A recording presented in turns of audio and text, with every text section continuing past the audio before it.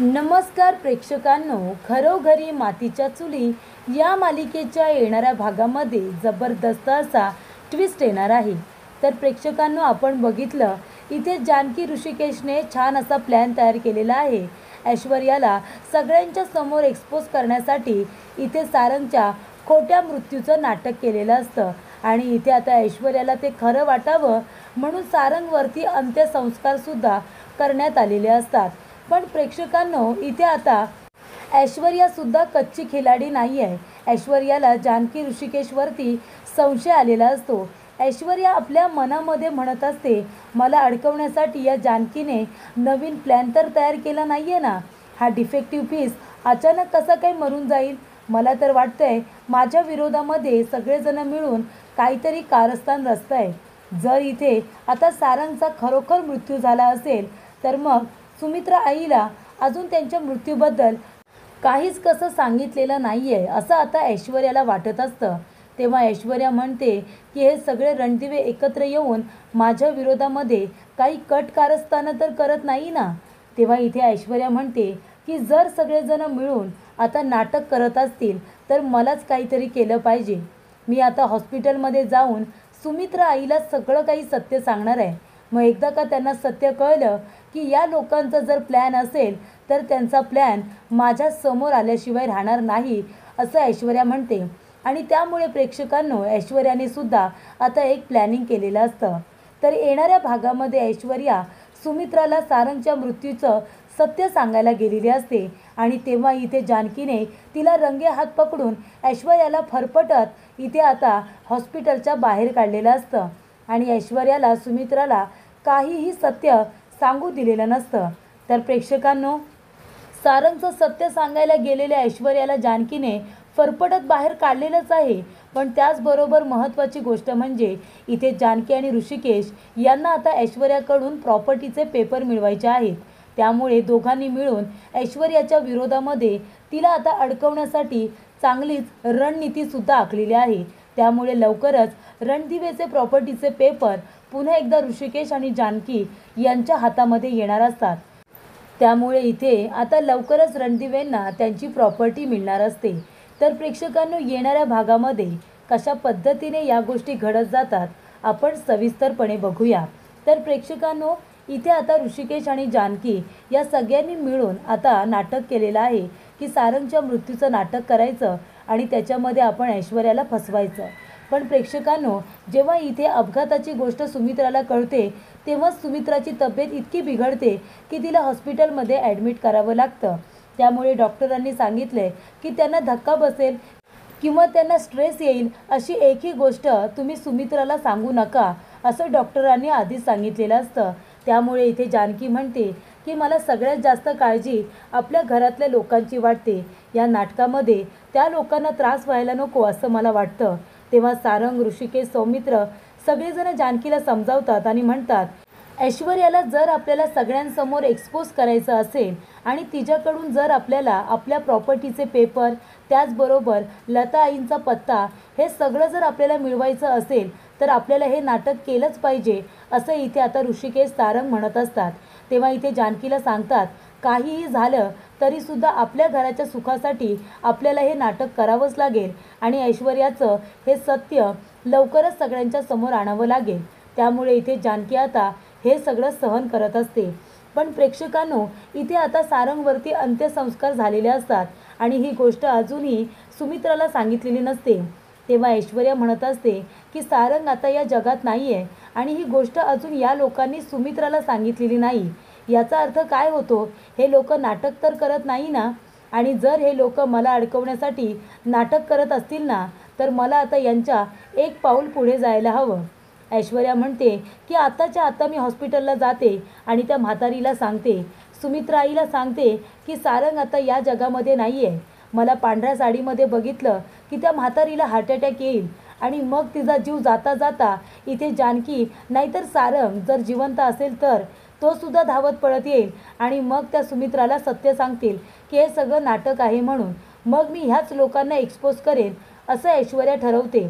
माझ्या जर विरोधामध्ये षडयंत्र रचत असतील ना तर या लोकांना मी उघडं पाडल्याशिवाय राहणार नाही असं ऐश्वर्याने ठरवलेलं असतं। आणि म्हणूनच ती आता या लोकांचं नाटक आहे की खरोखर सारंग मेलाय हे सत्य जाणून घेण्यासाठी ती सुमित्राला भेटायला हॉस्पिटलमध्ये जाते। तेव्हा प्रेक्षकांनो, त्याआधी ऋषिकेश आपलं काम करत असतो। ऋषिकेश ऐश्वर्याला म्हणत असतो की आमची प्रॉपर्टी लुबाडण्याचा तुझा जो काही डाव आहे ना, ते सारंगने सगळं काही मला सांगितले। पण एक गोष्ट लक्षात ठेव, सुईच्या टोकावरती मावेल ना इतकी सुद्धा प्रॉपर्टी आमची मी तुला गिळू देणार नाहीये, कळलं ना? मी सांगेन तसंच करायचं। तुझ्या कारस्थानांबद्दल आहे ना, सारंगने खूप काही मला सांगितले आणि मी त्या सगळ्याची तुला शिक्षा देणारच। पण तोपर्यंत जर काही कट कारस्थानं करण्याची प्रयत्न केलेस ना, तर मात्र मी तुला सोडणार नाही ऐश्वर्या। तुला अशी शिक्षा देईन ना, त्याचा तू कधीच विचारसुद्धा केला नसशील। तुझ्या कारस्थानांची लवकरच तुला शिक्षा मिळेल, असं इथे ऋषिकेश म्हणतो।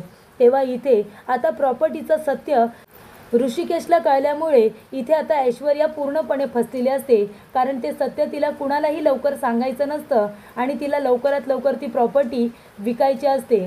तेव्हा जानकी आता मंदिरामध्ये आलेली असते। माझ्या कुटुंबाला सुखी ठेव असं ती म्हणत असते। हे नाटक ऐश्वर्याला सगळ्यांसमोर एक्सपोज करण्यासाठी आहे, पण या सगळ्याचा माझ्या कुटुंबाला त्रास होता कामा नये, कारण आमचा हेतू चांगला आहे। आतापर्यंत ऐश्वर्याने जे काही गुन्हे केलेले आहेत त्या सगळ्याची तिला शिक्षा मिळावी अशीच फक्त इच्छा आहे, असं इथे जानकी म्हणत असते।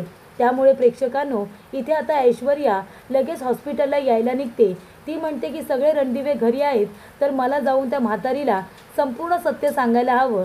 जरी पण तिला सत्य सांगितलं नाही, नुसती तिच्यासमोर जर पांढऱ्या साडीमध्ये जाऊन तरी उभी राहिले ना, तर पांढऱ्या साडीमध्ये बघून त्या म्हातारीला हार्ट अटॅक येईल आणि मग सगळे रणदिवे तिला सत्य सांगतील।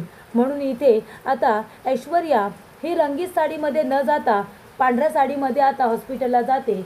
तेव्हा जानकी हॉस्पिटलमध्ये असते। ती ऋषिकेशला फोन करून सांगते की ऋषिकेश, अहो बघा ना, आई काहीसुद्धा खातपीत नाही आहेत, सारखं आपले सारंग भाऊजी कुठे आहेत त्यांनाच विचारतायत। आता सारंग कुठे आहे, सारंग कुठे आहे? मी त्यांना खूप सांगण्याचा प्रयत्न केला की सारंग भाऊजींना लागले, त्यांना आराम करायला सांगितलं आहे, पण त्यांचा माझ्यावरती काही विश्वास बसत नाही आहे। त्या मला म्हणतायत की लवकरात लवकर सारंगला इथे घेऊन ये, नाहीतर मला सारंगकडे घेऊन जा। आता आईने जर काही खाल्लं पिल्लं नाही तर त्या बऱ्या कशा होतील? तेव्हा प्रेक्षकांनो, इथे आता ऋषिकेश जवळ बोलत असताना इथे आता ऐश्वर्या हॉस्पिटलमध्ये आलेली असते आणि ती जानकीच्या बाजूने रिसेप्शन जवळ जाते आणि तिथे आता सुमित्रा रणदिवे कुठल्या वॉर्डमध्ये आहे ते विचारत असते। तेव्हा प्रेक्षकांनो, इथे जानकी म्हणत असते, ऋषिकेश, हे नाटक आपण इथेच थांबूया का? नाहीतर निदान आपण आईंना तरी सांगूया। हे बोलत असताना जानकीला आता आवाज येतो, म्हणून ती मागे वळून बघते। तर प्रेक्षकांनो, मागे नानांनी आता जानकीचं सगळं बोलणं ऐकलेलं असतं। तेव्हा नाना म्हणतात की जानकी, अगं हे सगळं काय आहे? तेव्हा जानकी म्हणते, नाना, मी तुम्हाला सगळं निवांत सांगेन, पण आता तुम्ही याबद्दल कुणाला काही सांगायचं नाही आहे। हे बघा नाना, हे सगळं त्या ऐश्वर्याला एक्सपोज करण्यासाठी आपण करतोय, कारण कसं आहे ना, ऐश्वर्याचं सत्य सारंग भाऊजींना कळलं आहे। ती प्रेग्नेंट नाही आहे आणि तिने आपली संपूर्ण प्रॉपर्टी स्वतःच्या एकटीच्या नावावरती केले आणि सारंग भाऊजींना ती फसवते हे सत्य आता त्यांना कळलं आहे। म्हणूनच त्यांनी आमची साथ देण्याचं ठरवलं आहे आणि लवकरात लवकर आपल्याला ऐश्वर्याकडून प्रॉपर्टीचे पेपर मिळवायचे आहेत आणि माझ्या आईचा पत्तासुद्धा मिळवायचा आहे। म्हणून ऐश्वर्याला अडकवण्यासाठी हा सगळा प्लॅन केला आहे। पण नाना, तुम्ही प्लीज आईना काही सांगू नका। तेव्हा इथे नाना म्हणतात, त्या ऐश्वर्याला अडकवण्यासाठी जर तुम्ही करत असाल तर मी सुद्धा तुमच्याबरोबर आहे, अजिबात काळजी करू नका। हा प्लॅन तुम्ही असाच चालू ठेवा। तेव्हा प्रेक्षकांनो, इथे आता सुमित्रा आपल्या रूममध्ये असते आणि तेवढ्यातच ऐश्वर्या आता रूमकडे जातच असते। तेवढ्यातच जानकीचं लक्ष जातं, ती बघते तर तिथे ऐश्वर्या आलेली असते। सुमित्राने आपले डोळे बंद केलेले असतात आणि तेवढ्यातच ऐश्वर्या सुमित्राच्या जवळ जाणार, तेवढ्यातच जानकी तिचा हात पकडते आणि तिला आता ओरफडत बाजूला घेते। जानकी म्हणत असते, काय गं ए ऐश्वर्या, इथे काय करतेस गं तू? आणि आईंची तब्येत बरी नाही आहे, आईंना धक्का बसेल असं त्यांना काहीही सांगायचं नाही आहे, तरीसुद्धा तू इथे पांढरी साडी नेसून आली आहेस। आईंनी जर तुला असं बघितलं तर त्यांना किती मोठा धक्का बसेल हे माहिती तरी आहे का तुला? तेव्हा ऐश्वर्या म्हणते, सारंग आता जिवंत नाही आहेत ना, मग मला पांढरीच साडी नेसायला हवी। मग हे सत्य तुम्ही आईंपासून का लपवून ठेवले? का नाही सांगितलं त्यांना? सारंग खरोखर मेलेत ना? तेव्हा जानकी म्हणते, ऐश्वर्या, अगं लाज वाटायला हवी, काय बोलतेस? त्याचं जरा भान ठेवून बोल। अगं तुला कळतंय का, डॉक्टरांनी सांगितलंय की आईना धक्का बसेल असं काहीही सांगायचं नाही आहे म्हणून, नाहीतर त्यांना तिसरा हार्ट अटॅक येऊ शकतो, कळतंय तुला? म्हणूनच आम्ही ही गोष्ट त्यांच्यापासून लपून ठेवले. सारंग भाऊजी आता या जगात नाही आहेत. हे जर आईंना कळलं ना तर आईंना खूप जास्त त्रास होईल असं डॉक्टरांचं म्हणणं आहे. आणि तरी पण तुला आता जाऊन आईंना सांगायचं आहे. अशा पांढऱ्या साडीमध्ये बघितल्यानंतर आईंची सुद्धा आता मरायची वाट बघतेस का तू? तेव्हा इथे ऐश्वर्या म्हणत असते, खोटं बोलतेस तू, सारंगचं काही वाईट झालेलं नाही आहे, म्हणूनच तू आईंना अजून हे सत्य सांगितलेलं नाही आहेस. तेव्हा जानकी म्हणते, बरं ठीक आहे जा, नाही जा तू आता, आईंच्या समोर जाऊन अशी उभी राहा. आणि जर तुझ्यामुळे आईंना काही झालं ना तर मात्र आम्ही तुला कुणीच माफ करू शकणार नाही. सारंग भाऊजींच्या मृत्यूच्या मागे तुझाच हात आहे हे तर आम्हाला माहितीच आहे, पण जर तुझ्यामुळे आता आईंच्या जीवाला काही बरं वाईट झालं ना तर मात्र मी तुला कधीच माफ करणार नाही, असं इथे आता जानकी ऐश्वर्याला म्हणत असते. पांढरी साडी नेसून आलीस ते सुद्धा आईंच्या समोर, लाज नाही वाटत तुला? आईंच्या जीवाला धोका होईल असं वागतेस का गं तू? तेव्हा जानकी म्हणते, आताच्या आता इथून चालती हो. तुला जर असं आईने बघितलं आणि जर आईंच्या जीवाचं काही बरं वाईट झालं ना ऐश्वर्या, तर याद राख, गाठ माझ्याशी आहे हां. हे सगळं तू मुद्दामून करतेस, ही गोष्ट माझ्या लक्षात येत नाही असं वाटते तुला? तेव्हा इथे आता सारंग भाऊजी या जगामध्ये नाही आहेत, हे सत्य आज ना उद्या मी आईंना सांगेनच. जेव्हा त्यांना बरं वाटेल ना तेव्हा मी त्यांना हे सत्य सांगणार आहे. पण तुला असं बघून जर आत्ताच आईंना काही झालं तर कितक्यात पडेल, कळते का तुला?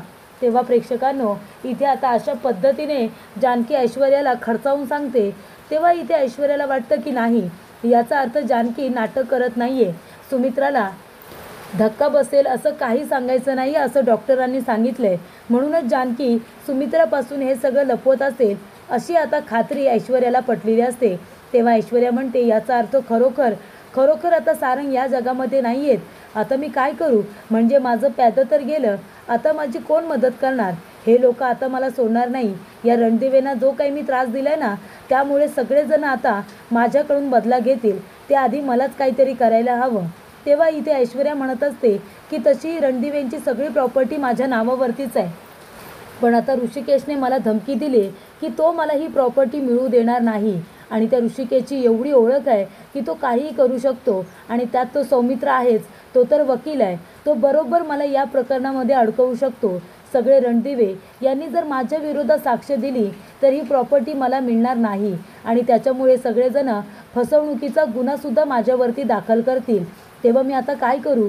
तेव्हा ऐश्वर्याला आठवतं तिला इथे एक मेसेज आलेला असतो.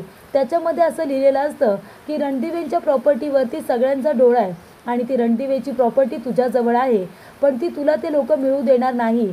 म्हणूनच त्या प्रॉपर्टीचं डील करायचं असेल तर लवकरात लवकर मला फोन कर. आणि तो नंबरसुद्धा दिलेला असतो. तेव्हा ऐश्वर्या म्हणते की आता ह्याच डीलरला भेटते, प्रॉपर्टीचं लवकरात लवकर डील करते. एकदा काही प्रॉपर्टी मी विकली की हवा तेवढा पैसा घेईल आणि लगेचच इथून बाहेर पडेल. सगळे रणदिवे एकदा का रस्त्यावरती आले तर कुणी माझं काही वाकडं करू शकणार नाही. आणि तसंही आता सारंगसुद्धा माझ्याबरोबर नाही आहे.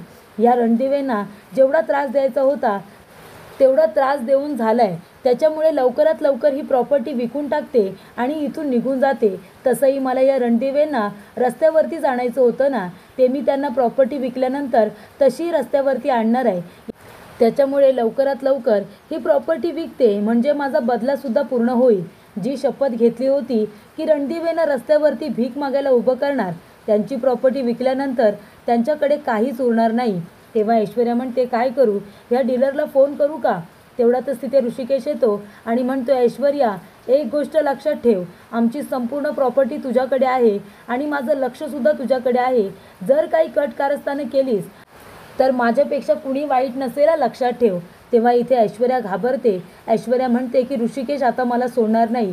ऋषिकेशला कळले की प्रॉपर्टी माझ्याकडे आहे तेव्हा तो माझ्याकडून पेपर मिळवण्याचे सुद्धा प्रयत्न करेल. त्याआधी मला आता या डीलरला फोन करून ही डील पक्की करायची आहे. तेव्हा प्रेक्षकांनो इथे आता त्या नंबरवरती लगेचच ऐश्वर्या फोन करते आणि म्हणत असते की हे बघा, मला रणदिवेंची प्रॉपर्टी विकायची आहे. संपूर्ण प्रॉपर्टी माझ्या नावावरती आहे. तुम्हाला जर ती प्रॉपर्टी विकत घ्यायची असेल तर मला हवी ती रक्कम द्या आणि लवकरात लवकर ही प्रॉपर्टी तुम्ही तुमच्या नावावरती करून घ्या, असं इथे आता ऐश्वर्या त्या डीलरला म्हणते. तर प्रेक्षकांनो तो डीलर आता दुसरा तिसरा कुणीही नसतो, तो ऋषिकेशच असतो. ऋषिकेशने एका वेगळ्या नंबरवरून ऐश्वर्याला मेसेज केलेला असतो, कारण इथे ऋषिकेश जानकीला सगळ्यात आधी आपल्या प्रॉपर्टीचे पेपर हवे असतात, कारण जर त्या ऐश्वर्याने दुसरी कुणाला प्रॉपर्टी विकली तर मग रणदिवेंच्या हातामध्ये काही होणार नाही, ते सर्व रणदिवेंना रस्त्यावरती आणेल. म्हणूनच इथे ऋषिकेशने एका वेगळ्या नंबरवरून इथे ऐश्वर्याला फोन केलेला असतो आणि तो आवाज बदलून इथे आता ऐश्वर्याबरोबर बोलत असतो. तेव्हा ऐश्वर्या म्हणते, एक काम करा, तुम्ही रणदिवेंची प्रॉपर्टी लवकरच बघायला या. जेव्हा घरामध्ये कुणी नसेल ना तेव्हा बघून घ्या. तेव्हा ऋषिकेश म्हणतो, मला माहिती आहे त्यांची प्रॉपर्टी बघायची गरज नाही आहे. तेव्हा इथे आता सगळे डीलचे पेपर तयार केलेले असतात. प्रॉपर्टी विकत घेण्यासाठी ऋषिकेशने एका वेगळ्या माणसाची आता निवड केलेली असते. एक असा माणूस जो खरोखर बिझनेसमॅन वाटेल, ज्याच्यावरती ऐश्वर्याचा विश्वास बसेल, असा बिल्डर आता इथे ऋषिकेशने तयार केलेला असतो. आणि सौमित्राने ऋषिकेशच्या नावाचे प्रॉपर्टीचे पेपर तयार केलेले असतात. ऋषिकेश म्हणतो, दादा, संपूर्ण प्रॉपर्टी ही तुझ्याच नावावरती असू दे. जेव्हा खरोखर गरज पडेल तेव्हा आपण वाटण्या करू, पण आता सध्या तरी गरज नाही आहे. बघितलंस ना, वाटण्या करायला गेलास आणि किती मोठं संकट आलं. त्याच्यामुळे इथे आता सौमित्राने ऋषिकेशच्याच नावाचे प्रॉपर्टीचे पेपर ऑलरेडी तयार केलेले असतात. आणि इथे ऐश्वर्याला अडकवण्यासाठी खूपच छान अशी जानकी आणि ऋषिकेश यांनी रणनीती आखलेली असते, ज्याच्यामध्ये आता ऐश्वर्या बरोबर फसणार असते. घाईघाईने आता इथे प्रॉपर्टीचं डील करायला जाणार, तेवढ्यातच इथे आता प्रॉपर्टीच हातून निघून जाणार आहे आणि ऐश्वर्या तोंडावरती पडणार आहे. हे बघायला प्रेक्षकांनो खूपच जास्त मज्जा येईल. तर येणारे भाग हे खूपच जास्त रंजकदार होणार आहेत. त्याच्यामध्ये आता ऐश्वर्याला जानकी आणि ऋषिकेश मिळून बरोबर धडा शिकवणार आहेत. आणि इथे आता लताबाईंचा पत्ता आणि इथे रणदिवेंची प्रॉपर्टी हे सगळं काही वाचवण्यासाठी जानकी आणि ऋषिकेश दोघेजण खूपच जास्त प्रयत्न करणार आहेत.